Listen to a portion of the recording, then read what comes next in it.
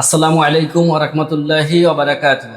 সুপ্রিয় দর্শক ও শ্রোতা, আজ আমরা জীবন ঘনিষ্ঠ কিছু ইসলামিক প্রশ্ন উত্তর সম্পর্কে জানব এবং শুনব।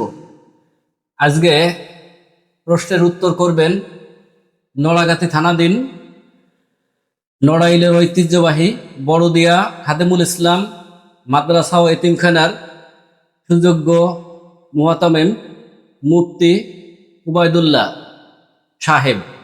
সাথে আছি আমি মোহাম্মদ আলাউদ্দিন। আমাদের ফেসবুক পেজটি ফলো দিয়ে ও ইউটিউব চ্যানেলটি সাবস্ক্রাইব করে আমাদের সাথে থাকবেন।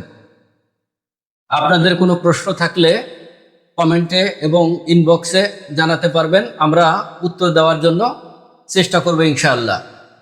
তালা, চাবি, বই, খাতা, কলম, পেন্সিল এটা সাধারণত অনেক সময় পড়ে যায় বা পায়ের পা লাগতে পারে।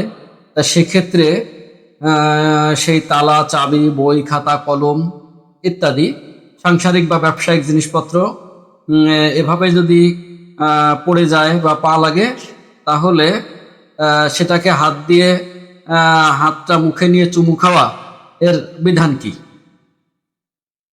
তালা, চাবি, বইপত্র বা তৈজ আসবাবপত্র বা হাড়ির পাতিল, থাল, প্লেট, গ্লাস অনেক সময় হাতে থেকে পড়ে যেতেই পারে। তাকে সেখান থেকে তুলে মুখে লাগানো বা বুকে লাগানো বা সালাম করা ইসলামে এর কোনো ভিত্তি নেই। এটা একটি মন গড়া আমল বলে আমার কাছে মনে হয়। এটি যার যার ব্যক্তিগত অভিরুচি, তবে সে এটাকে পবিত্র মনে করে থাকলে তবে অবশ্যই সে ভুলের মধ্যে রয়েছে।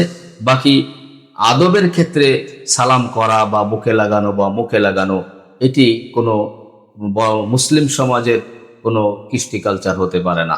তবে যারা করছে এরা ভুলের মধ্যে যারা আছে। করছেন অবশ্যই তারা ভুলের মধ্যে রয়েছেন, তাদেরকে এই কুসংস্কার থেকে বেরিয়ে আসার আহ্বান করছি।